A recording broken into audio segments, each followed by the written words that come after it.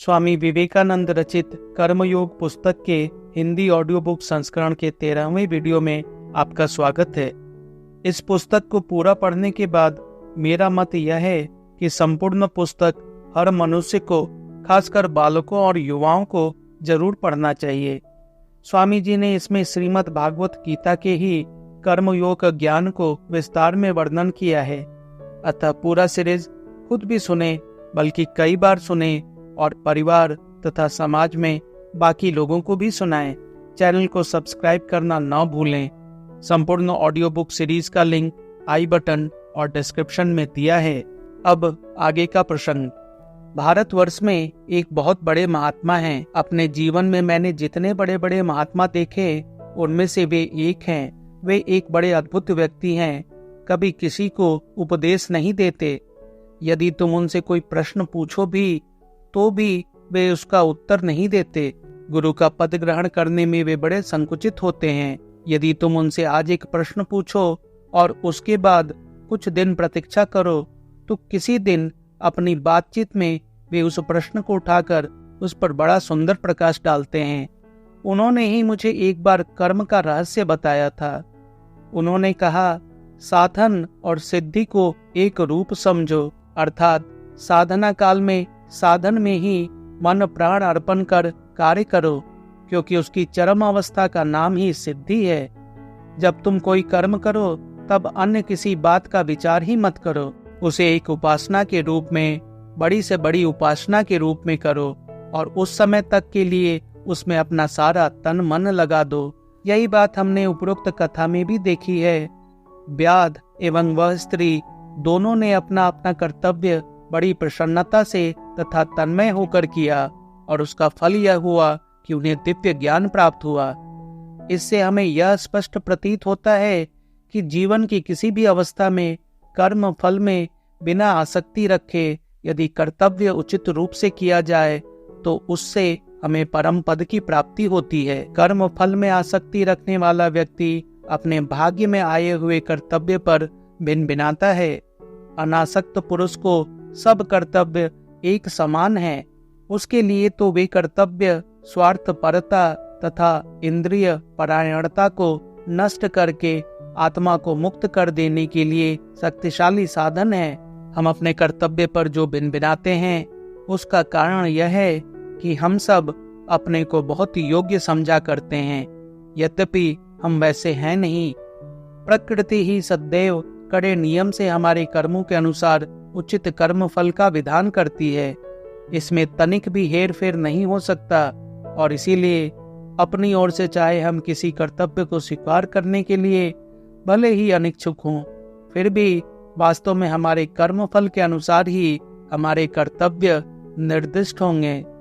स्पर्धा से ईर्ष्या उत्पन्न होती है और उससे हृदय की कोमलता नष्ट हो जाती है।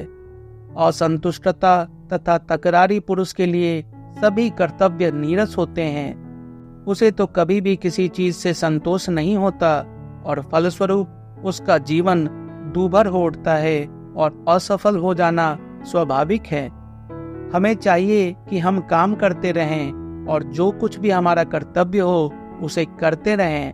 अपना कंधा सदैव काम से भिड़ाए रखें और तभी हमारा पथ ज्ञान और लोक से आलोकित हो जाएगा। 5वां अध्याय, परोपकार में हमारा ही उपकार है। यह विचार करने के पहले कि कर्तव्य निष्ठा हमें आध्यात्मिक उन्नति में किस प्रकार सहायता पहुंचाती है, मैं आप लोगों को संक्षेप में यह भी बता देना चाहता हूं कि भारतवर्ष में जिसे हम कर्म कहते हैं उसका एक दूसरा पहलू और कौन सा है। प्रत्येक धर्म के 3 विभाग होते हैं। प्रथम दार्शनिक, दूसरा पौराणिक और तीसरा कर्मकांड। दार्शनिक भाग तो असल में प्रत्येक धर्म का सार है। पौराणिक भाग इस दार्शनिक भाग की व्याख्या स्वरूप है और उसमें महापुरुषों की कम या अधिक काल्पनिक जीवनी तथा अलौकिक विषय संबंधी कथाओं एवं आख्यायिकाओं द्वारा इसी दर्शन को उत्तम रूप से समझाने की चेष्टा की गई है। और कर्मकांड इस दर्शन का ही और भी स्थूल रूप है, जिससे वह सर्वसाधारण की समझ में आ सके। वास्तव में अनुष्ठान दर्शन का ही एक स्थूलतर रूप है। यह अनुष्ठान ही कर्म है। प्रत्येक धर्म में इसकी आवश्यकता है, क्योंकि जब तक हम आध्यात्मिक जीवन में बहुत उन्नत न हो जाएं, तब तक सूक्ष्म आध्यात्मिक तत्व को समझ ही नहीं सकते। मनुष्य के लिए यह मान लेना सरल है कि वह कोई भी बात समझ सकता है, परंतु जब वह उसे अमल में लाने की चेष्टा करता है तो उसे मालूम होता है कि सूक्ष्म भावों को ठीक ठीक समझना तथा उन्हें हृदयंगम करना बड़ा ही कठिन है। इसीलिए तो प्रतीक विशेष रूप से सहायक होते हैं। प्रतीक द्वारा सूक्ष्म विषयों को समझने की जो प्रणाली है, उसे हम किसी प्रकार त्याग नहीं सकते। अत्यंत प्राचीन समय से ही प्रतीकों का प्रयोग प्रत्येक धर्म में होता रहा है। एक दृष्टि से यदि कहा जाए कि हम प्रतीक के बिना किसी बात को सोच ही नहीं सकते, तो ठीक ही है। शब्द भी तो हमारे विचार के प्रतीक ही हैं। दूसरी दृष्टि से कहा जा सकता है कि संसार की प्रत्येक चीज प्रतीक के रूप में देखी जा सकती है। सारा संसार ही प्रतीक है और उसके पीछे मूल तत्व रूप में ईश्वर विराजमान है। इस प्रकार का प्रतीक केवल मनुष्य द्वारा उत्पन्न किया हुआ ही नहीं है, और न ऐसी ही बात है कि एक धर्म के कुछ अनुयायी एक साथ बैठ गए और बस उन्होंने कुछ प्रतीकों की कल्पना कर डाली। धर्म के प्रतीक की उत्पत्ति स्वाभाविक रूप से होती है। नहीं तो ऐसा क्यों है कि प्रायः सभी मनुष्यों के मन में कुछ विशेष प्रतीक कुछ विशिष्ट भावों से सदा संबद्ध रहते हैं। कुछ प्रतीक तो सभी जगह पाए जाते हैं। तुम में से अनेकों की यह धारणा है कि क्रॉस का चिन्ह सर्वप्रथम ईसाई धर्म के साथ प्रचलित हुआ, परंतु वास्तव में तो वह ईसाई धर्म के बहुत पहले से, मूसा के भी जन्म के पहले, वेदों के आविर्भाव के भी पहले, यहाँ तक कि मानवीय कार्यकलापों का किसी प्रकार का इतिहास लिपिबद्ध होने के पहले से विद्यमान है। एज़टेक्स तथा फिनिशियंस जातियों में भी इसकी मौजूदगी का प्रमाण मिलता है।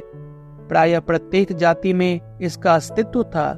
इतना ही नहीं, बल्कि ऐसा भी प्रतीत होता है कि क्रॉस पर लटके हुए महापुरुष का प्रतीक लगभग प्रत्येक जाति में प्रचलित था। इसी प्रकार सारे संसार में वृत्त भी एक उत्कृष्ट प्रतीक माना गया है। फिर इसके अतिरिक्त सारे संसार में सबसे अधिक प्रचलित स्वस्तिक भी एक प्रतीक रहा है। एक समय ऐसी धारणा थी कि बौद्ध इसे अपने साथ साथ सारे संसार भर में ले गए, परंतु पता चलता है कि बौद्ध धर्म के सदियों पहले कई जातियों में इसका प्रचार था। प्राचीन बेबीलोन तथा मिस्र देश में भी यह पाया जाता है। इस सब से क्या प्रकट होता है? यही कि ये सब प्रतीक केवल काल्पनिक या स्वेच्छाकृत ही नहीं थे। इनका कोई न कोई विशेष कारण अवश्य रहा होगा। उनमें तथा मानवीय मन में कोई स्वाभाविक संबंध रहा होगा। इसी प्रकार भाषा भी कोई कृत्रिम वस्तु नहीं।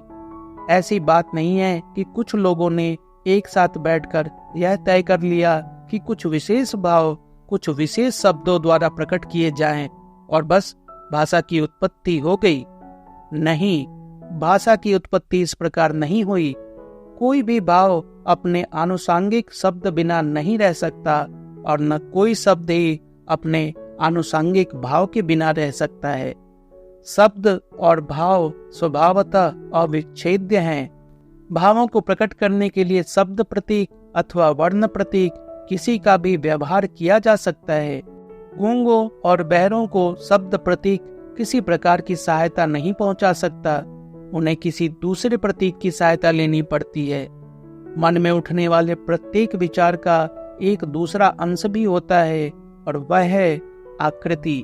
इसे संस्कृत दर्शन में नाम रूप कहते हैं। जिस प्रकार कृत्रिम उपाय द्वारा एक भाषा नहीं उत्पन्न की जा सकती, उसी प्रकार कृत्रिम उपायों से प्रतीक का निर्माण भी नहीं किया जा सकता। संसार में कर्म कांड के सहकारी जो प्रतीक हैं, वे मानव जाति के धार्मिक विचारों के एक एक बाह्य रूप हैं। यह कह देना बहुत सरल है कि अनुष्ठानों, मंदिरों तथा अन्य बाह्य आडंबरों की कोई आवश्यकता नहीं है, और यह बात तो कल का एक छोकरा भी करता है।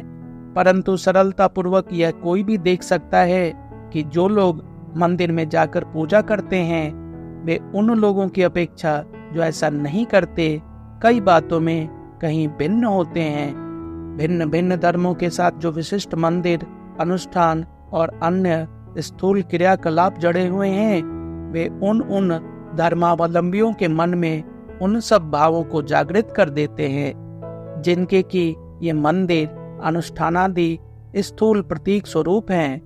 अतएव अनुष्ठानों एवं प्रतीकों को एकदम उड़ा देना उचित नहीं।